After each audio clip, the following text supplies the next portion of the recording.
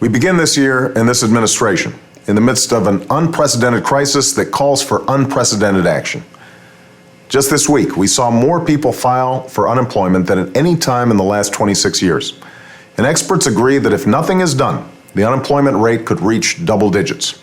Our economy could fall $1 trillion short of its full capacity, which translates into more than $12,000 in lost income for a family of four. And we could lose a generation of potential as more young Americans are forced to forego college dreams or the chance to train for the jobs of the future. In short, if we do not act boldly and swiftly, a bad situation could become dramatically worse. That is why I've proposed an American Recovery and Reinvestment Plan to immediately jumpstart job creation as well as long-term economic growth. I'm pleased to say that both parties in Congress are already hard at work on this plan, and I hope to sign it into law in less than a month.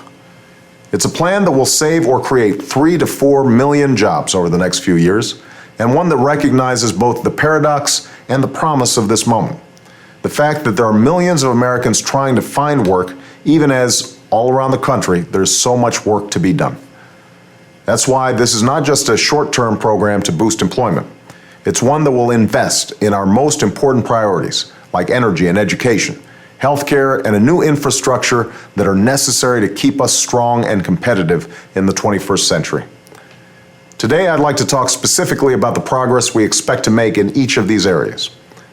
To accelerate the creation of a clean energy economy, we will double our capacity to generate alternative sources of energy like wind, solar, and biofuels over the next 3 years.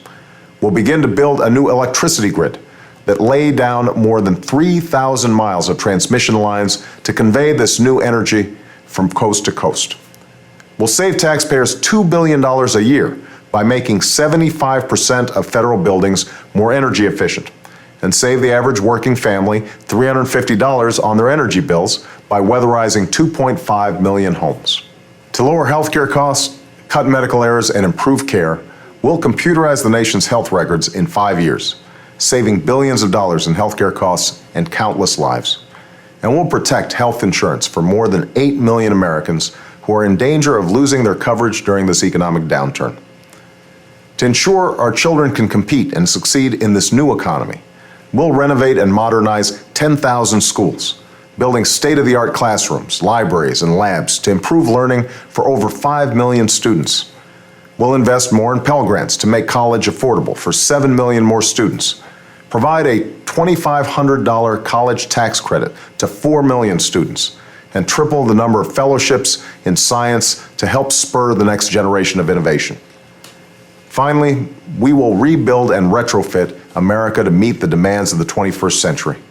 That means repairing and modernizing thousands of miles of America's roadways and providing new mass transit options for millions of Americans.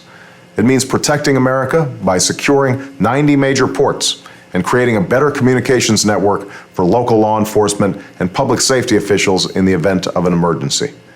And it means expanding broadband access to millions of Americans so business can compete on a level playing field wherever they're located. I know that some are skeptical about the size and scale of this recovery plan. I understand that skepticism, which is why this recovery plan must and will include unprecedented measures that will allow the American people to hold my administration accountable for these results. We won't just throw money at our problems. We'll invest in what works. Instead of politicians doling out money behind a veil of secrecy, decisions about where we invest will be made public and informed by independent experts whenever possible. We'll launch an unprecedented effort to root out waste, inefficiency, and unnecessary spending in our government.